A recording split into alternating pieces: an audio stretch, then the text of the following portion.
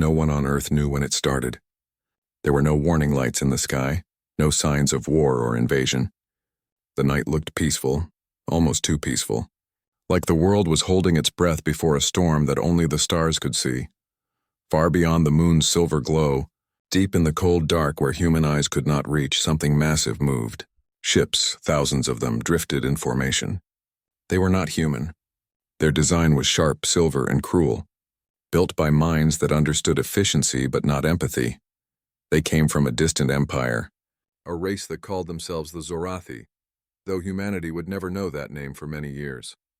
The Zorathi had conquered hundreds of worlds across the galaxy. Every planet they found became another resource, another trophy. Their logic was simple. If it was alive and weaker than them, it belonged to them, and now they had found Earth.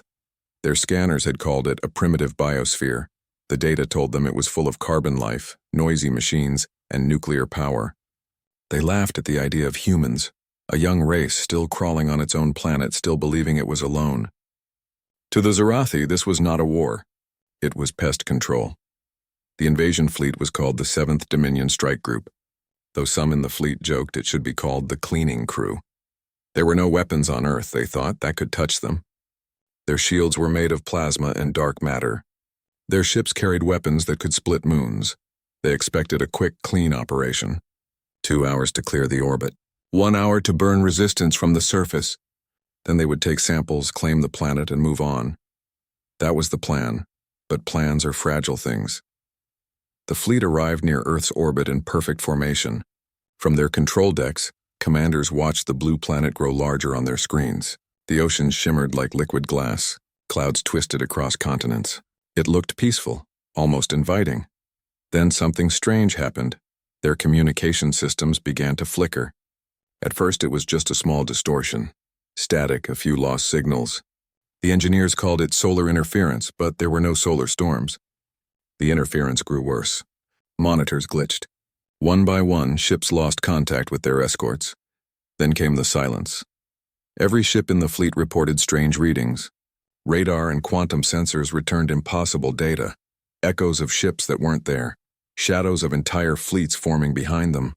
One pilot swore he saw reflections of their own ships mirrored against nothing. Another claimed to hear whispering through his comms, a language he didn't understand. The commanders tried to keep order. They sent signals, recalibrated systems, and adjusted their routes. But each time they tried to communicate, their messages came back changed. The recordings had human voices in them. They didn't know it then, but something on Earth had noticed them. Inside the command bridge of the flagship, tension grew. The fleet's leader ordered a recon drone to descend through the upper atmosphere and scan the surface. The drone obeyed, falling through clouds and static, cameras recording everything. It transmitted data for only 6 minutes. Then it went dark. Its final image, blurred and faint, showed a city at night, towers of light, cars on roads, and something else, a human face looking straight at the drone's camera, a child standing on a balcony smiling. And then the drone's signal vanished. The fleet grew restless. Commanders argued. Was it sabotage? A planetary defense weapon? But Earth was primitive. Its radio waves were centuries behind galactic tech. How could it jam advanced systems? They didn't understand what they were facing. In less than an hour, the fleet began to fall apart. Ships lost power. Artificial gravity failed. Shields collapsed without warning. Entire vessels blinked out of radar as if erased from existence. Some ships sent short bursts of panic messages, reports of seeing reflections moving on their own, ghost copies of their ships, or humans in places they shouldn't be. One pilot described his own reflection in the cockpit window turning its head toward him. Then, everything went black. The last transmission from the fleet came from the flagship's captain. His voice was calm but broken with disbelief. This planet is not what it seems. The surface looks quiet, but something is watching us. It's everywhere, inside the systems, inside our ships. It's not technology, it feels alive. Then his transmission cut. Back in the Zorathi home system, analysts waited for reports. None came. They thought maybe the fleet was delayed, maybe an equipment failure. But days passed, then weeks, then years. The fleet never returned. 7,000 ships, millions of soldiers, every trace gone. The Zarathi Empire kept the loss quiet at first. They couldn't believe a simple, undeveloped world had defeated them. They told the public it was a navigation accident, that the fleet had been destroyed in a gravitational anomaly. But within the Empire's military, whispers began to spread. They said the Seventh Fleet had been taken. Not destroyed, not defeated, taken. Scientists examined fragments of broken transmissions from the fleet's last known position. In one recording, deep under static, a human voice could be heard whispering something, soft, almost playful. "You shouldn't have come here." That terrified them more than any weapon. For years after, the Zarathi avoided the solar system. They marked it as a restricted zone. No one was to approach the blue planet again. The story of Earth became a secret told in low voices, of a world that devoured anyone who attacked it. But time has a way of dulling fear. New generations of Zarathi officers, young and arrogant, began to doubt the stories. They said the fleet must have hit a black hole, or some unknown energy storm. The idea that primitive humans could stop a galactic fleet was ridiculous. To them, the story was superstition. A ghost tale told by old soldiers who couldn't admit their defeat. But the few who had studied the data disagreed. They had seen the recordings. They had heard the whispers. And they knew. Something on Earth had answered their arrival. Something intelligent. Something patient. Something human. The truth was that humanity had never been as defenseless as the galaxy thought. For centuries, humans had looked up at the stars and dreamed of peace. But they also prepared for the day the stars might look back. Hidden beneath mountains, deep in ocean trenches, and high above in silent satellites, systems had been built. Programs that could wake if the planet was ever threatened. No single government controlled them. They were part of an old alliance, a global project that had outlived wars and borders. A system designed not to start a war, but to make sure humanity would never lose one. When the alien fleet entered Earth's orbit, those systems woke up. They didn't need orders. They simply did what they were built to do, and that's why the aliens vanished. Not because humans attacked them, but because the Earth defended itself in ways no one could understand. By the time the Zarathi realized this, it was too late. The blue planet had gone silent again, pretending nothing happened, as if it had swallowed the evidence whole. To this day, some say the wreckage of the alien fleet still orbits beyond the dark side of the moon, hidden in shadows where no telescope can see. Others claim their technology was pulled into secret labs, taken apart and quietly used to build the next generation of human defense. But the truth is simpler and more terrifying. Nothing was left. No debris, no trace, as if the invaders had been erased from time itself. And maybe that's why no one ever comes back from attacking Earth. The planet looks soft and peaceful from space, a blue jewel floating in darkness. But inside that calm beauty lies something ancient, something fierce, something that remembers every wound and every threat. The Zarathi called Earth primitive, but they never understood that survival can be its own kind of evolution. Humanity had survived everything: fire, ice, famine, war. The sky was just one more frontier, one more test. And when the stars finally came for them, humanity didn't run. They simply smiled and waited. It took years before the Zarathi dared to return. Not with fleets this time, not with weapons of war, but with machines that could watch from afar, hidden in the cold darkness. The Empire wanted answers.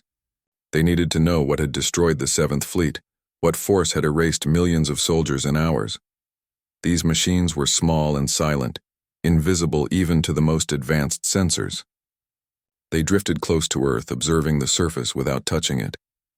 They recorded everything: the oceans, the forests, the cities, the humans going about their lives. The Zarathi expected chaos. They expected fear. They expected resistance. But what they found was ordinary life. People walked to work. Children played in parks. Planes flew across the sky.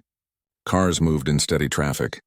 There were lights at night, towers that glowed like tiny stars, but there was no sign of advanced weapons. Nothing to explain the destruction of a fleet that could tear moons apart. The first probe that entered the atmosphere was cautious. It descended slowly, scanning everything it could. It mapped cities, forests, oceans, and deserts. It recorded humans in their daily routines. It saw them cooking food, helping each other, laughing, crying, struggling with problems that seemed small but were important to them. Then the probe noticed something strange. It recorded people looking up at the sky. Sometimes they paused in their work to stare at nothing. Sometimes they held a hand over their eyes, squinting, listening, sensing something invisible. The probe's sensors couldn't detect anything unusual in the sky. No weapons, no alien ships.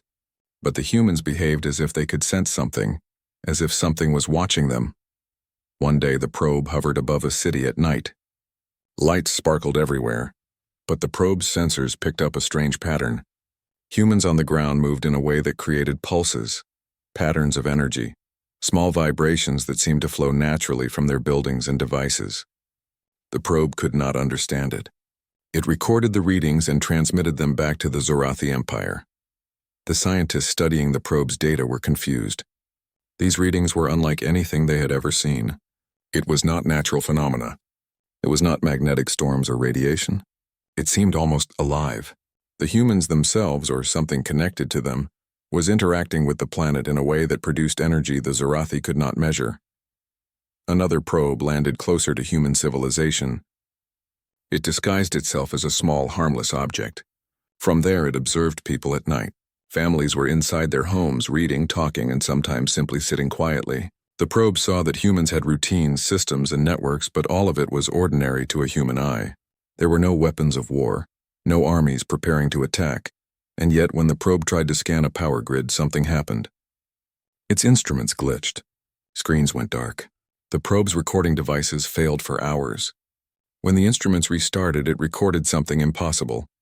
A network of energy pulses moving across the city, like invisible veins, connecting buildings, lights, and machines together in a rhythm. It was not directed by any human, and yet it followed human life perfectly.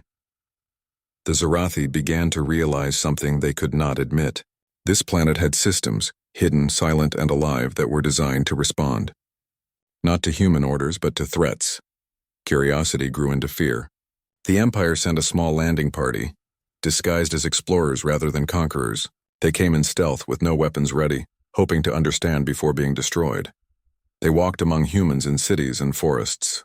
They observed people talking, laughing, working, helping each other. Nothing looked dangerous, and yet every time a Zorathi tried to scan the area with advanced instruments, the readings failed. Every map they made was incomplete. Every drone they sent above the cities was blocked. One Zorathi thought they saw something moving at the edge of perception. It was fast, almost too fast to detect, but it seemed to move with intention. It did not attack, it did not hide, it simply watched. And when the alien tried to look directly at it, it disappeared.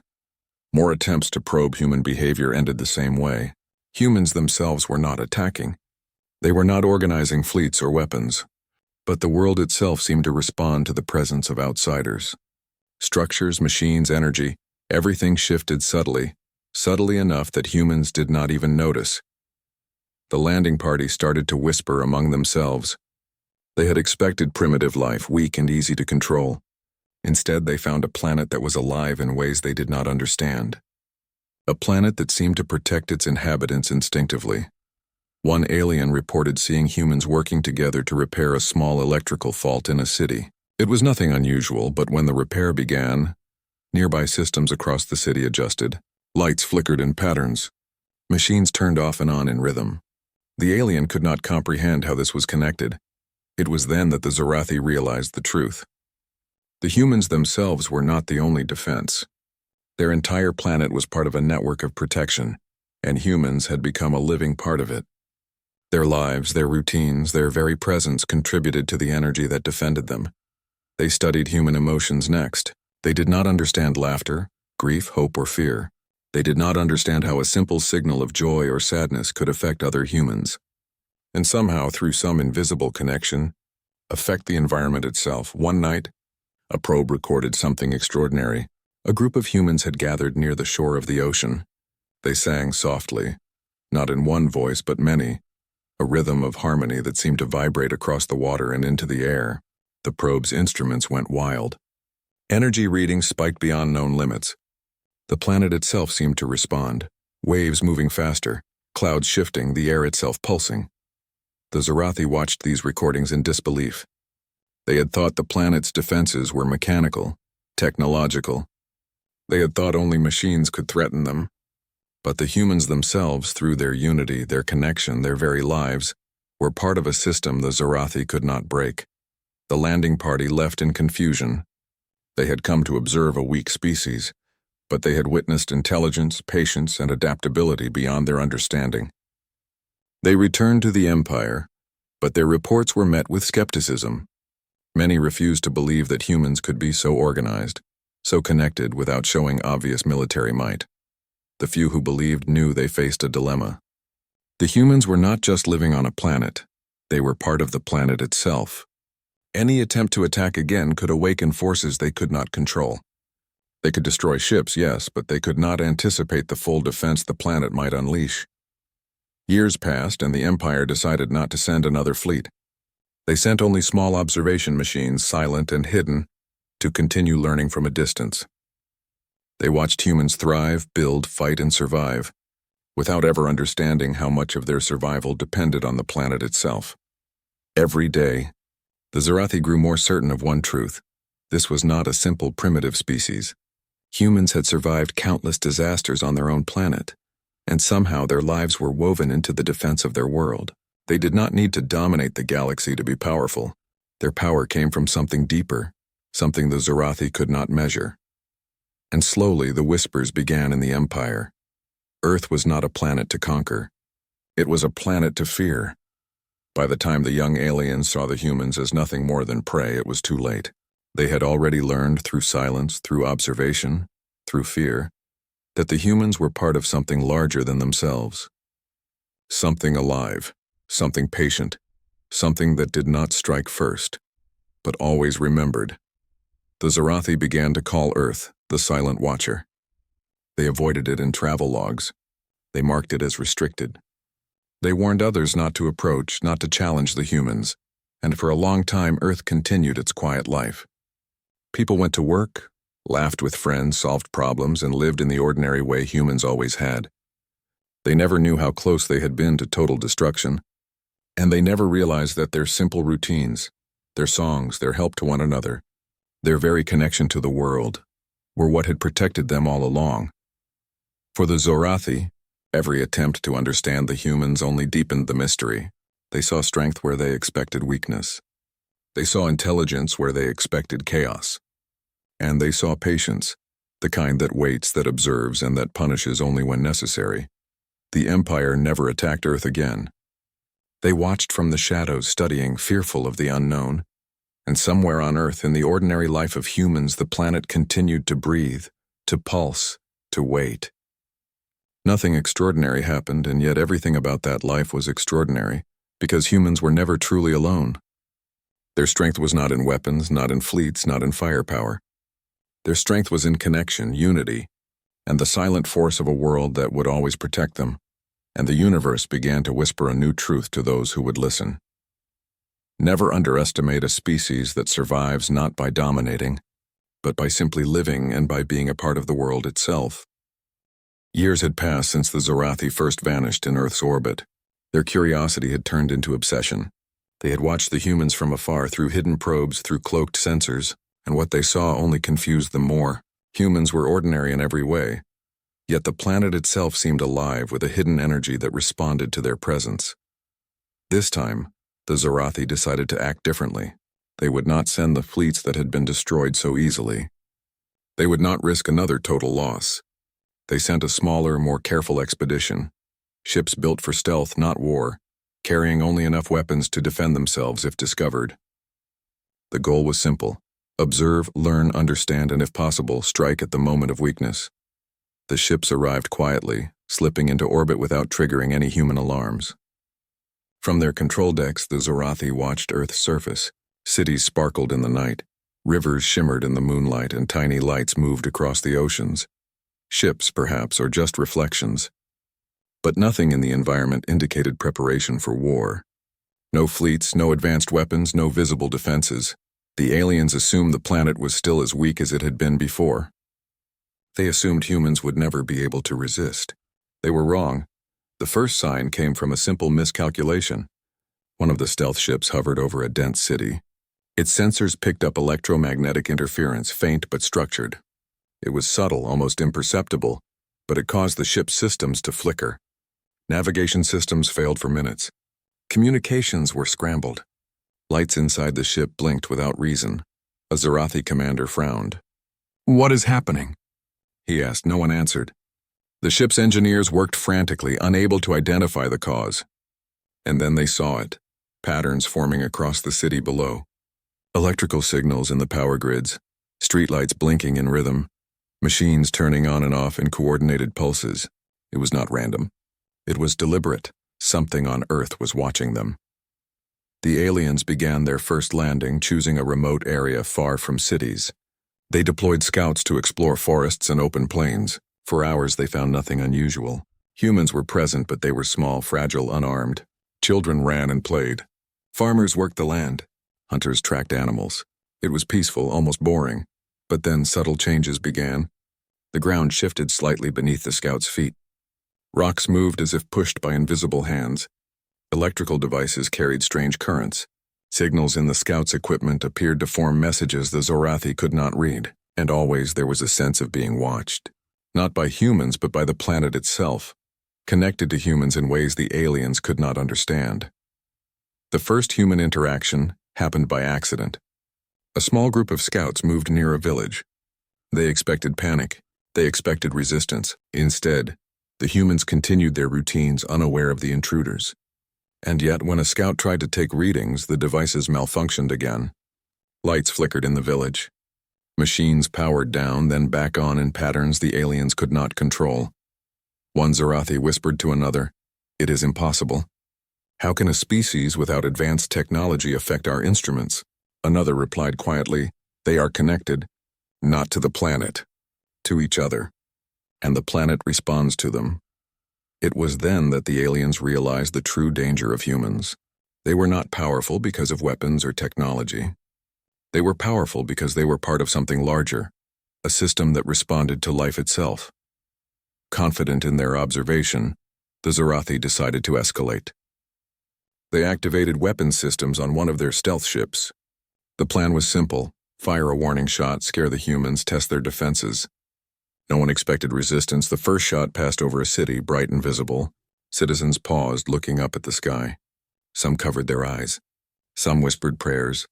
Nothing extraordinary seemed to happen. The aliens waited for panic, for military response, for chaos. There was none. But then the first systems failed. Lights flickered across the city. Power grids went offline for minutes, then returned with strange pulses. Transportation systems slowed. Communication signals dropped. And from the shadows humans emerged, not in weapons but in motion. They moved through streets and buildings in a rhythm that seemed ordinary at first. But the aliens noticed that wherever humans were, the environment changed. Machines realigned. Systems shifted. Energy flowed differently. The aliens grew alarmed. Their stealth ship's instruments recorded something incredible. The humans themselves, without knowledge of weapons or strategy, had influenced the city's energy in a coordinated way. It was instinctive, unplanned, yet perfectly effective. The Zarathi commander ordered retreat. He did not want another total loss. He tried to communicate with the humans, to study them further. But no signals could reach them. Every transmission was blocked or redirected by invisible forces. The humans themselves did not even realize they were being observed. That night, the aliens watched Earth from orbit. The cities glowed like a network of neurons, pulsing in rhythm with life itself. Humans slept. Machines rested. The planet hummed quietly, protective, patient, aware. And the aliens realized that they had underestimated their target. The next day, the Zarathi tried a different approach. They sent drones into the forests and mountains, testing terrain, searching for hidden military installations. They found none. But every time a drone operated near humans, it was disrupted. Signals scrambled. Engines failed. Cameras went blind. It was as if the planet itself was defending the humans. One scout recorded a group of humans moving through a forest. They carried no weapons, made no sound, yet the environment seemed to follow them. Trees shifted slightly. Streams reflected sunlight in unnatural patterns. Wildlife fled in controlled ways, not random panic. The aliens were fascinated, terrified. It became clear to the Zarathi that humans were not weak, primitive creatures. They were part of an ecosystem of defense. Subtle but powerful, adaptive but invisible. Any direct attack would be dangerous, unpredictable. The Zarathi debated their next move. Some argued for withdrawal. Others insisted on testing the humans further. They underestimated the humans' patience, their resilience, and the hidden systems that protected them. Then came the first coordinated response.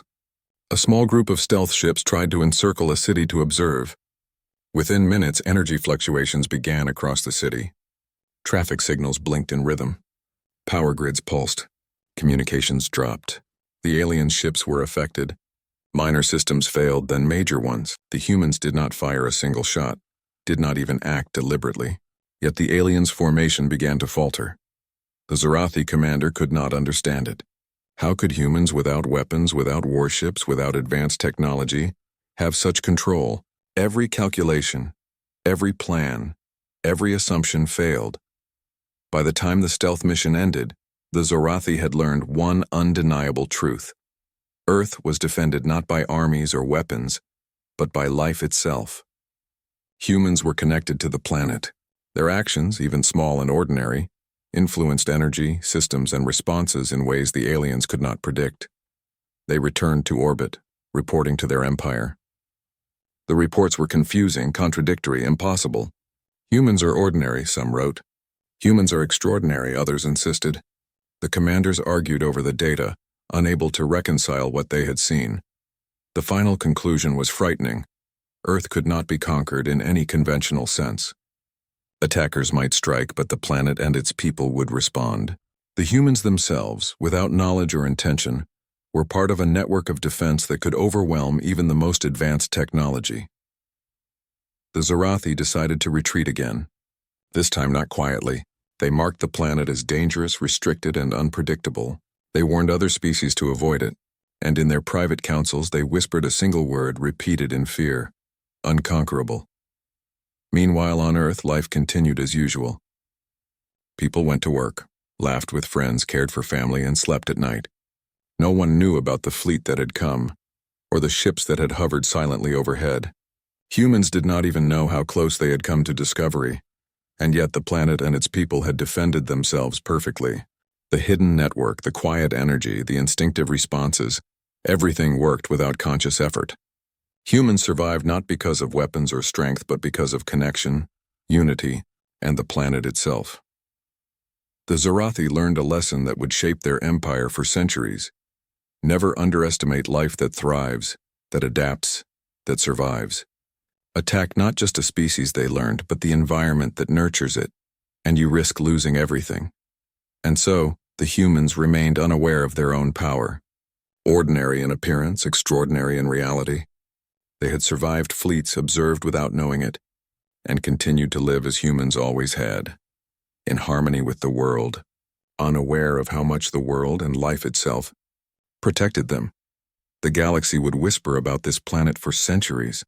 Attackers would think twice, observers would watch in fear, and the humans, blissfully unaware, would continue to live their lives, carrying within them a force that no enemy could ever fully understand.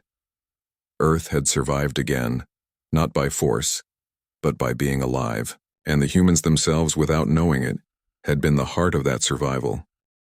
The Zarathi had watched Earth for years, studying from orbit, analyzing the strange patterns of human life, and trying to understand how a primitive species could survive their most advanced fleets. But now they decided to act more boldly. They would not just observe. They would strike. Not in anger, but in calculation, a test to see if this planet's defenses were real or just legend. The second invasion fleet was larger than before, though still cautious. Ships moved in formation, sleek and silent, carrying weapons that could destroy entire continents. The aliens were careful to maintain stealth, keeping their approach hidden from human sensors. But they had learned only one thing for certain: Earth was different, and they would proceed with caution.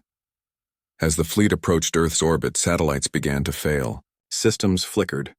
Communications scrambled without explanation. The aliens' confidence faltered.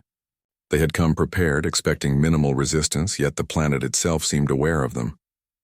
It was subtle, almost imperceptible, but it was enough to unsettle even the most experienced commanders. The humans, meanwhile, went about their daily lives, unaware of the fleet above them.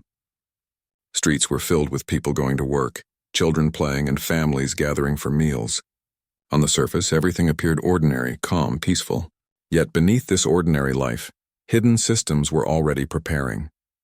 Deep underground in secure facilities shielded from space, human engineers monitored unusual energy readings in orbit.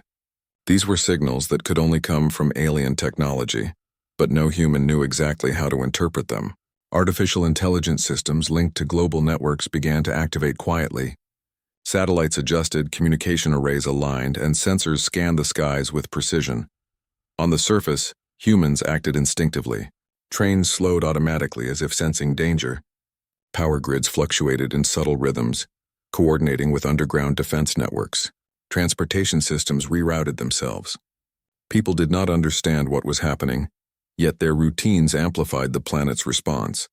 Humans were the heart of a network they did not consciously control, yet it was fully functional.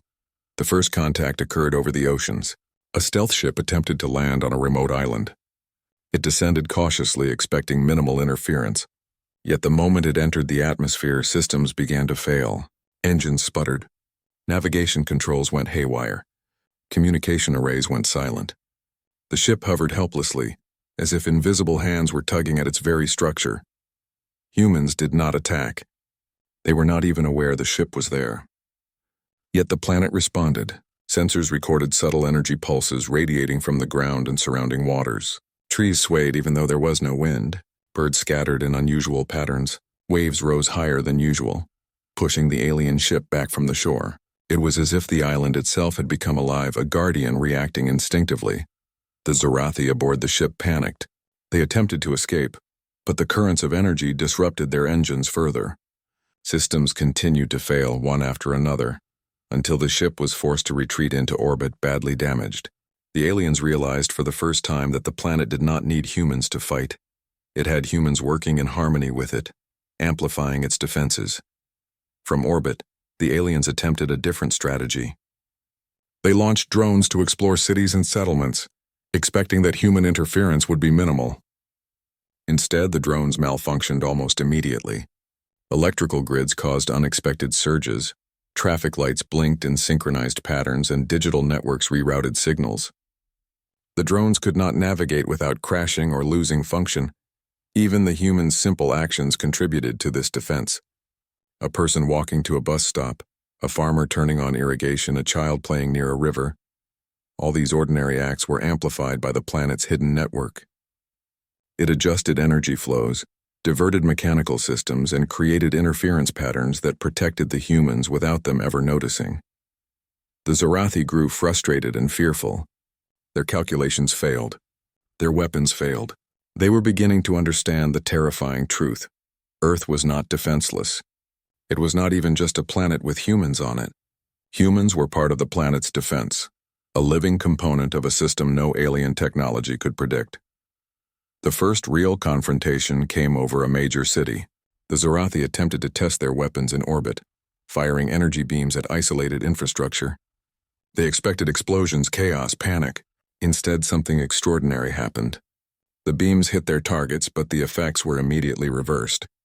Power grids rerouted energy, communication networks corrected themselves, and infrastructure repairs occurred automatically. Buildings were unharmed. Streets remained clear. Humans continued their routines as if nothing had happened. The aliens watched in disbelief. Every attack was neutralized without human intervention, yet humans unknowingly powered the defense. The more humans went about their normal lives, the stronger the response became. Fear, laughter, concentration, care, and routine. All these emotions and actions were amplified, integrated into a protective system that they could neither see nor control consciously. In the streets, people went about their day, oblivious to the battles above. A child's laughter echoed through an alley, synchronized with distant electrical grids. A street musician's melody caused subtle energy pulses across the city, disrupting the drones that tried to observe. A delivery vehicle trundled down the street, unknowingly altering the energy flow of nearby buildings, preventing a surveillance drone from stabilizing. Every ordinary action had extraordinary consequences.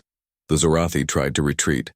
They attempted to regroup and analyze, but even in orbit, systems began failing. Satellites malfunctioned. Ships lost coordination. Communications broke down. They realized their mistake. Attacking Earth was impossible without direct confrontation with both the humans and the planet itself. Any attempt to isolate humans from their environment failed. The planet adapted. Humans adapted. The system was seamless. As the fleet withdrew, damaged and confused, the aliens recorded what they had learned. Earth was not a planet to conquer. Humans were not a species to dominate.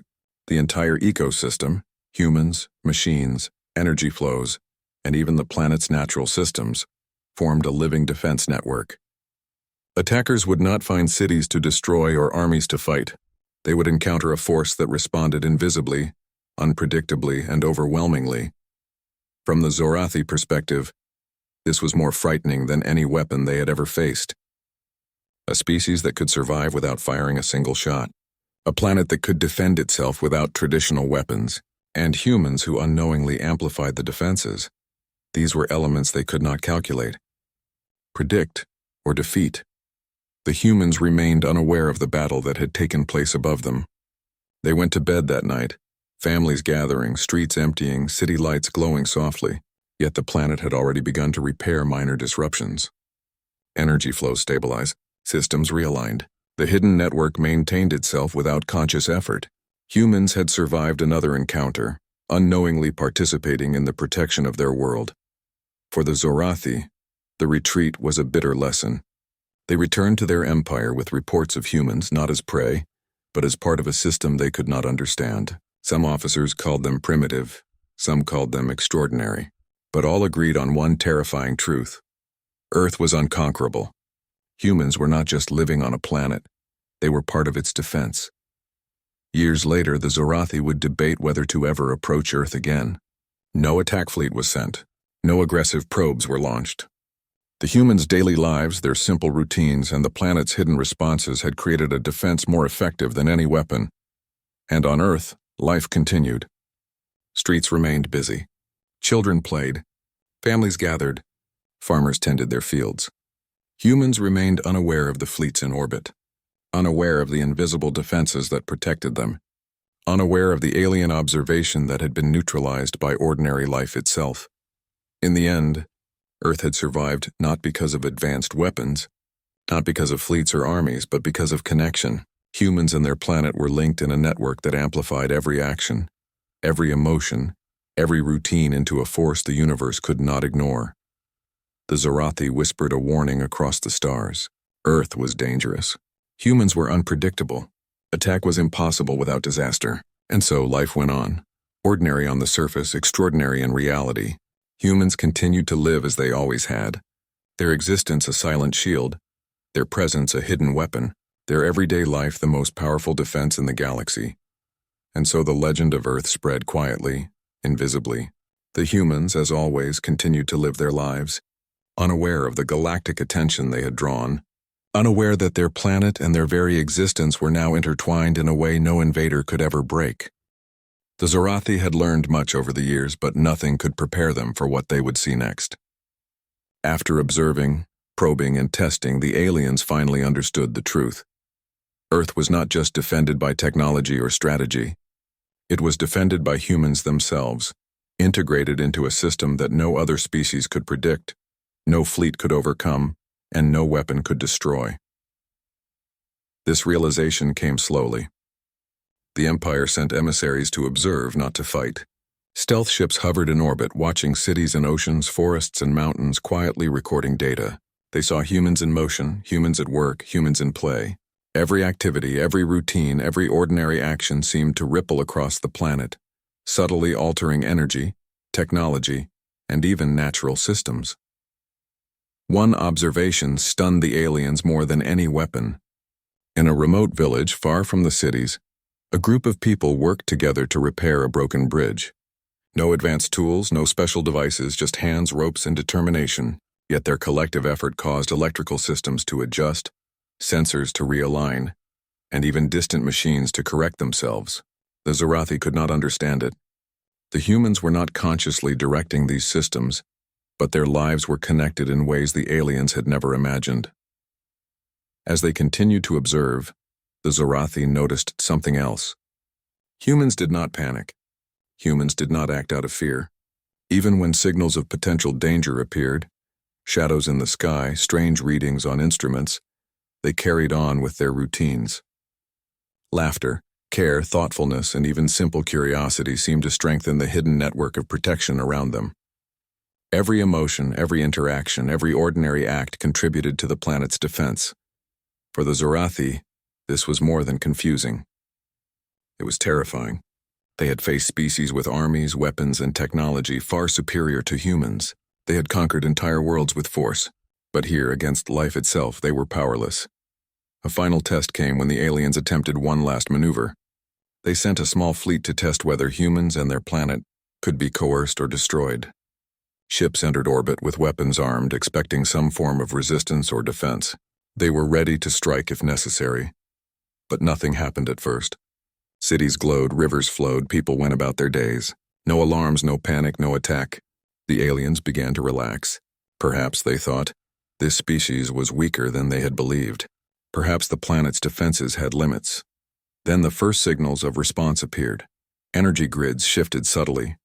Power lines hummed with unusual currents. Satellites began to wobble in orbit. The ship's navigation systems glitched. The humans, without understanding, were already strengthening the defenses of the planet. Every act of their daily life, the movement of vehicles, the turning of machines, even footsteps interacted with energy systems in ways the aliens could not calculate. A scout ship tried to fire a test weapon at a remote power station. The weapon failed mid-flight. The city below adjusted automatically. Transformers rerouted energy. Lights flickered, then steadied. Communication systems corrected themselves. Nothing was destroyed. Nothing even malfunctioned for long. The humans were unaware of the battle unfolding above them, yet their presence amplified the planet's protective systems. The Zarathi realized the terrifying scope of their failure. This was not a simple defense. It was a living system, adaptive, intelligent, and intimately tied to humans themselves. Attackers could not predict it. They could not control it, and they could not overcome it. Even more astonishing was the subtlety of the defense. Humans were not actively fighting. They were not consciously controlling the planet. They were simply living. Their routines, their emotions, their interactions with one another, and their care for their environment all became part of a network that protected them without their knowledge. Every act of kindness, every moment of thoughtfulness, every instance of perseverance contributed to the defense. The aliens observed human innovation as well. Scientists in labs worked on renewable energy, medicine, and exploration. Farmers improved irrigation, building small machines to make life easier. Children played with imagination, creating patterns that unknowingly fed the protective network. Every act of human intelligence, creativity, and care became a part of the planetary defense system. The realization was complete.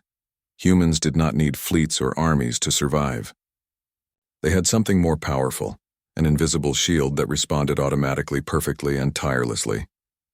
The planet itself had become a living entity, guided and amplified by humans without their conscious knowledge.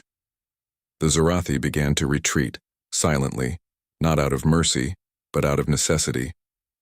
Any further attack risked total destruction. They had learned the one lesson their empire had never faced. A species could be unconquerable without ever raising a weapon. They left orbit, leaving humans to continue their ordinary lives, completely unaware of how close they had come to invasion. Back on Earth, life remained calm. Streets bustled. Children played. Families gathered. Farmers tended their crops. Cities hummed with ordinary energy.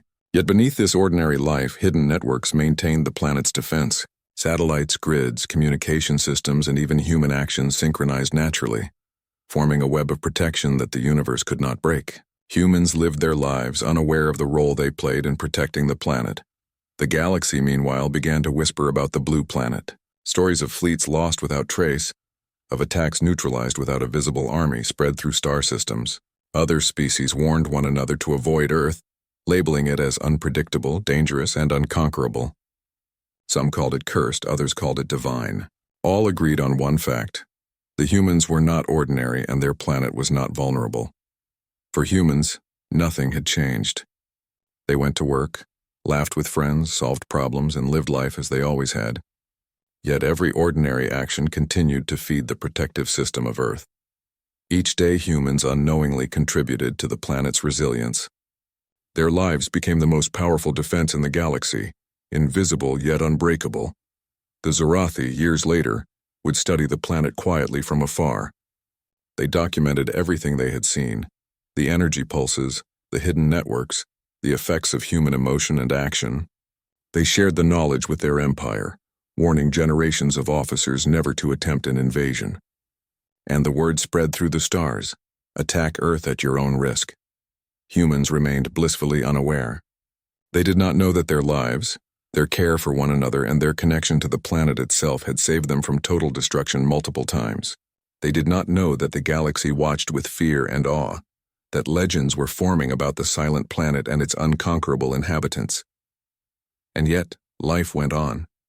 Humans continued to live unaware that the ordinary, the laughter of children, the work of farmers, the creativity of artists, the care of neighbors, was extraordinary. Each act of living, each routine, each thought, and each gesture was part of a larger system, a living shield protecting humanity from threats far beyond their understanding. The universe would remember Earth and its humans. Attackers would hesitate. Observers would study quietly, and humans would continue to live as they always had, unaware of the power within them, yet central to a defense that could not be matched by fleets, weapons, or empires.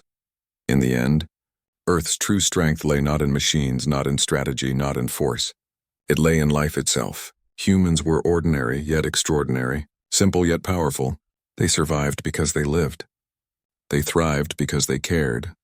And the planet, alive with the energy of life, would always protect them. The Zarathi never returned. They warned others. They whispered a single word across star systems: unconquerable.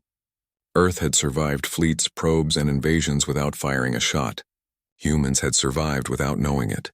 The planet's defense was complete, invisible, unstoppable, and eternal. And humans continued their lives, unknowingly the center of a system that made them the most formidable species in the galaxy. Their ordinary days, their simple routines, and their connection to life itself had ensured survival against impossible odds. Earth had won, not through conquest, not through weapons, but through living.